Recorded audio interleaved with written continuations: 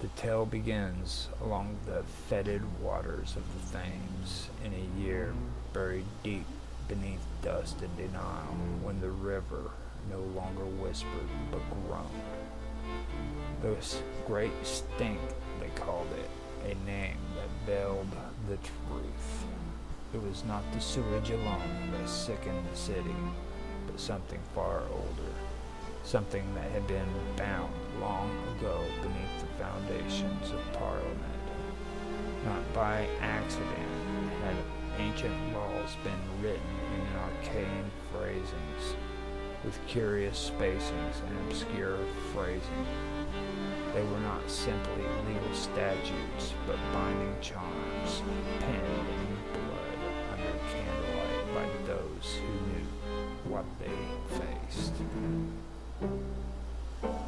It began with a relic brought back from the colonies, an object unearthed beneath temple ruins that had not seen sunlight since the first stars fell from the skies. The men who bore it home were celebrated as adventurers, but within weeks of its arrival, madness touched their blood. Generations later, their descendants shambled through London's alleys, whispering to themselves and scratching at walls. They saw things in mirrors. They heard the buzzing. It was not a sound that others could hear at first. It came in sleep behind closed eyes, a signal like a distant wasp's drone layered with something deeper, like chanting from beneath a lake. At first, it struck the cursed bloodlines, those tied to the object. Then it spread. By the hundreds, then the thousands. The afflicted lost their grip. They claimed to see letters shift on pages. People changed faces. Buildings breathed. Doctors wrote of a collective hallucinations. Priests whispered of possession. Parliament said nothing, but those who had access to the hidden archives knew what had been disturbed. The seal had been fractured. That was its true name, though it was filed away in vaults beneath layers of fake terminology. The seal had once been whole, inscribed in a pact made long ago between the watchers of man and those that man must never watch. Not gods, but something else. Deities from the other side of memory, whose statues had no eyes, whose names were never spoken, and whose desires were not prayers but hungers. The buzzing signal was not broadcast by man. It did not come from wires or coils. It emerged from a point in space beneath the riverbed, pulsing like a heartbeat. The afflicted, in time, followed it. They walked into the Thames, not drowning, but dissolving, their bodies collapsing in dust and worms, feeding something beneath. Cultural decay took on a new meaning. The old churches emptied. The papers stopped printing. A fog rolled in from the sea, not mist, but a haze of wrongness, and through it, tall figures wandered, blurred in shape, humming with the sound. The item from India remained locked in a vault, but it pulsed. Even behind iron and prayer, it vibrated. The cults had returned. They had always been among the elite, hiding behind smiles and charity. But now they bared their teeth. A spiritual war was underway, though none outside the fold recognized it. The symbols appeared again, not crosses or stars, but coiled sigils of hunger and inversion. Graffiti in ancient tongues warning etched in bone. One judge, an old man with ties to the sill, tried to intervene. He released a document not seen in centuries, the transcription from a forgotten council. He vanished 2 days later, his home left unlocked, his mirrors shattered. His last journal entry described a face with no skin, speaking from a wall, inviting him to join the others in the silence beneath sound.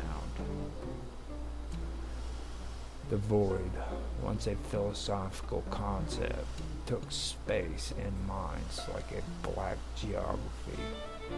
It was not emptiness, but negative fullness, a place of things that hated light, that had no eyes, but saw with gravity. Cities existed there, built from fossilized screams, ruled by entities that fed not on blood, but on memory and belief. Those touched by the signal began to disappear from photographs, from dreams, from the records of the dead. An antiquarian, long obsessed with the old parchments, had vanished. Who long obsessed with the old parchments and vanished monarchs, traced the bloodlines of the cursed. He found they all connected back to a single moment in history when a man brought home a piece of something that had once been buried beneath the temple floor. The object was not a relic, but a fragment of a key meant to never be used. In the end, perhaps began again. No, it ended, or perhaps began again. On a night when the river ran black, and from the waters rose shapes, wearing the faces of those lost to madness. They spoke in voices, layered and wrong. The cults gathered in the open, then, bearing the buzzing relic, chanting names in a tongue that cracked windows and stilled clocks. Parliament burned, not from fire, but from time itself unwinding. What laws remained were shredded in the wind, and the veil that had once separated man from the dark, woven by belief, by law, by ancient lies, fell away like wet cloths. The rest is silence, but in that silence, the buzz remains. The miasma had returned. It rose off the Thames like a sick memory, curling through the alleyways of Wapping and Whitechapel, drowning the bells of St. George's in a haze that no fog ought to cry. To most, it was a nuisance, an old ghost from the time before the sewers, when cholera spoke louder than Parliament. But there were others who knew it for what it was. The loosening of an ancient seal laid down in shadow long before Rome set its foot on this island. They said the sill had been carved by hands no longer remembered, marked into the bedrock where the river curled. The old documents strange vellums bound in skin and etched in acid ink, called it the quiet path.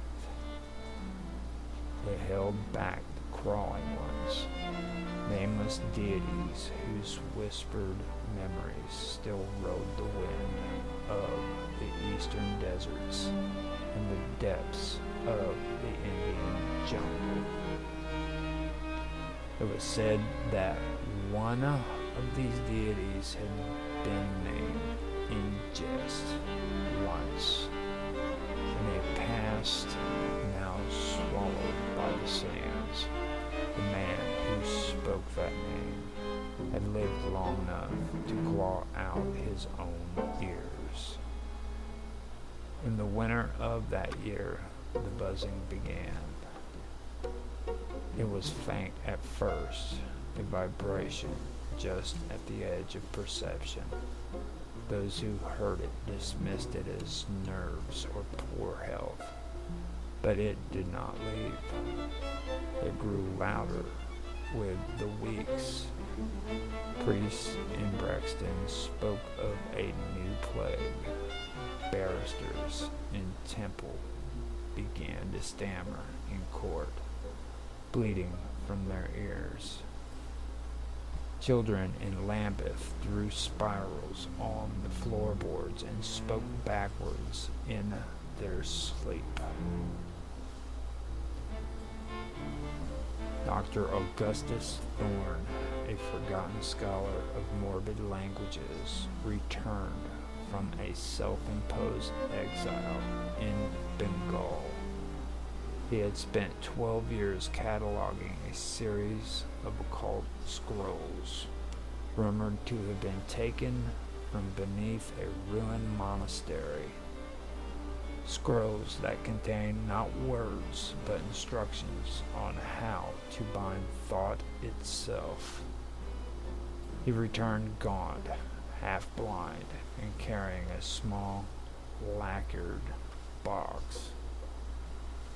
He brought the box to Lord Hendricks Vine, a man of status whose family was whispered to be touched by old bloodlines whispers of madness and disease that had seen 3 generations locked in private sanitariums.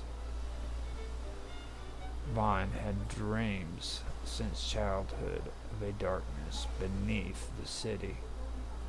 He had once torn open the walls of his family crypt to follow the sound of weeping.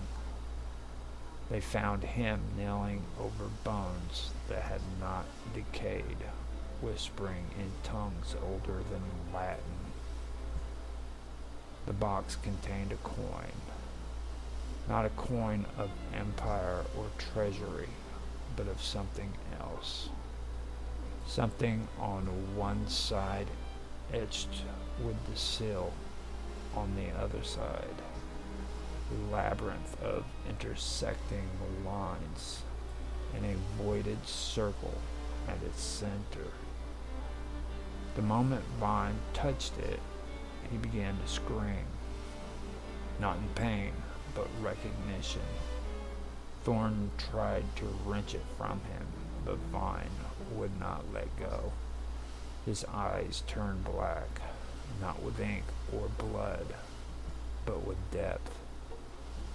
It was as if something had stirred back from inside him. 3 nights later, Vine's estate burned. His servants vanished. The Thames ran thick and black that dawn. The seal had not broken. It had shifted. The veil that had once covered it had thinned. People began hearing the buzzing in every quarter. It came through walls, chimneys, even in silence. Those most affected began to speak of a presence. They called it the deep listener. A cult grew around it. They met in the old catacombs beneath Highgate. Once guards of forgotten bloodlines, they had become celebrants of the unraveling. They called themselves the custodians of the threshold. Their doctrine was simple. Knowledge must not awaken what was never meant to sleep. They wore scraps of antique uniforms and wrapped their heads in strips of burial shroud. They had one task: to kill those who approached the truth. Evelyn Marsh, a solicitor's daughter with a mind sharp as razors, uncovered one such truth by mistake. While sorting through an inheritance dispute, she found a letter-bound journal tucked between 2 volumes of land registry. It belonged to an officer who had sailed with the East India Company. His entries mentioned a ruined temple near the Vindhya Hills. He spoke of a bell that rang without sound in a stone chamber where one's reflection refused to move. His final entry simply read, "It listens. We should never have answered." Evelyn was not frightened, but fascinated. She brought the journal to a linguistics in Cambridge, a Professor Niles Harrow, who specialized in dead dialects. He found that some of the symbols etched in the margins matched those of the coin that had driven Vine to madness. They traced the language to an form of Sanskrit, with elements of something older, pre-phonetic, possibly artificial. Harrow became obsessed. He claimed the text was not written for humans, but for something that watched us. A warning, not for us, but for it. He ceased eating, spoke in whispers, and drew a black spiral on the door of his flat. The custodians came for him at dusk. Evelyn escaped. Harold did not. The buzzing was no longer faint.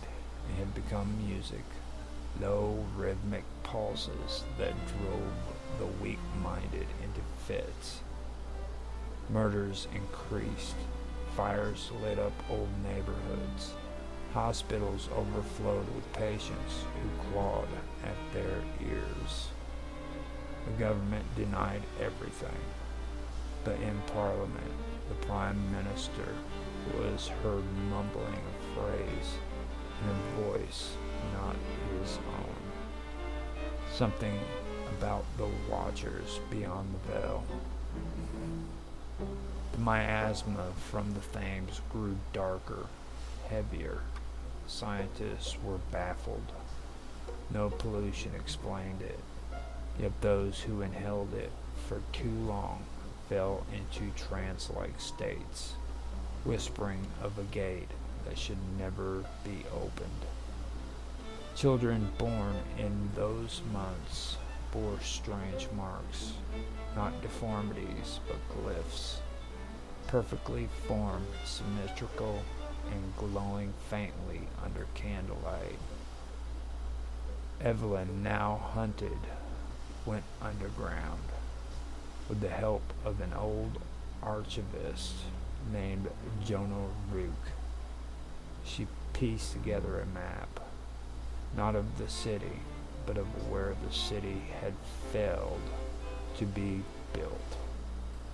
Places avoided, buried, or unmentioned. These spaces formed a pattern, a circle, and at its center lay a forgotten well in an overgrown courtyard behind a shattered chapel. They descended together, Rook first, lantern in hand, Evelyn clutching the journal. The walls were dry and smooth, impossibly so. They reached the bottom and found a door made not of wood or stone, but something like obsidian, humming with heatless life. The symbol on the coin was etched upon it. Evelyn placed her hand against the sill. For a moment, nothing happened. Then the world tilted. The veil did not rip. It thinned so completely it eased, or it ceased to exist. They saw beyond, not a place, but a truth. The void was not empty. It was full of things that had never known form, ideas that hungered, shapes that could only be known by unknowing. The buzzing became a voice, not spoken, but felt behind the heart. It named her, not Evelyn, something else, something old. Rook was dead, turned inside out, his face still weeping where it hung on the ceiling. The door opened inward. She walked through. Above, the city coughed and died slowly. The miasma spread to the countryside. The buzzing reached the airwaves. Radios crackled with words in impossible cadence. Suicide rates spiked. The custodians failed to contain it. They turned on each other. The sill was not merely broken. It had never truly held. It had only delayed. A veil, a pack, a buzzing, a name, and a girl who was no longer a girl, but a vessel. She had not found the truth. She had become it.